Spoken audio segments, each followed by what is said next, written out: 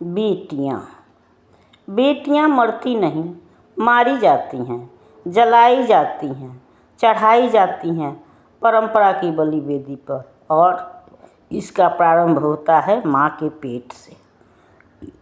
भ्रूण परीक्षण के बाद लड़का है तो बचाते हैं, लड़की है तो मार देते हैं। और लड़की के माता पिता तभी से मजबूर हो जाते हैं। कभी उन्हें माता पिता मजबूर करते हैं, कभी सास ससुर, और कभी स्वयं अपनी इच्छाएं। एक पुत्र रत्न की प्राप्ति के लिए, एक कुल दीपक के लिए वे 4-4, 5-5 कन्याओं का जीवन दीप बुझा देते हैं।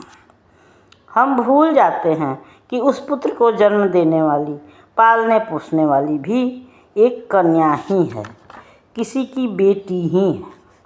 हम यह भी भूल जाते हैं कि आज हम कन्याओं की हत्या कर रहे हैं तो कल ये पुत्र रत्न समाज के ठेकेदार, पहरेदार, युग प्रवर्तक, धर्माधिकारी कैसे जन्म ग्रहण करेंगे, कैसे पलेंगे बढ़ेंगे, कौन इन्हें अपनी आंचल की छाया में सुरक्षा देगा। आज बेटियां कहीं भी सुरक्षित नहीं हैं, न माँ के पेट में, न पिता के गोद में, न स्कूल में, न कॉलेज में, न मंदिर में, न मस्जिद में, न अस्पताल में, न रेस्टोरेंट में। सड़कों और पार्कों की तो बात ही क्या। और तो और जहाँ लाखों करोड़ों दहेज देकर, अग्नि को साक्षी मानकर, परंपरा का पालन करते हुए हम अपने जिगर के टुकड़े का कन्यादान करते हैं, उसके सुरक्षित भविष्य की कामना करते हैं, उसे सुरक्षित संसार देते हैं। वहाँ कितनी ही लड़कियों को हवालात तो क्या, श्मशान का भी दर्शन हो जाता है। और माता पिता परंपरा की दुहाई देते हुए, न्याय की गुहार करते हुए, सड़कों पर भटकते हुए अंततः रोकर शांत हो जाते हैं। जब तक लड़कियां जीवित रहती हैं, शिकायतें करती हैं, वही माता पिता परंपरा और समाज की दुहाई देते हैं, देकर उसे चुप रहने की सलाह देते हैं, अच्छे दिन आने की प्रतीक्षा करने को कहते हैं, या यह भी कहते हैं ऐसा तो सदियों से होता आ रहा है। थोड़ा बहुत तो सबको सहना पड़ता है, लेकिन यही थोड़ा कभी कभी बहुत हो जाता है।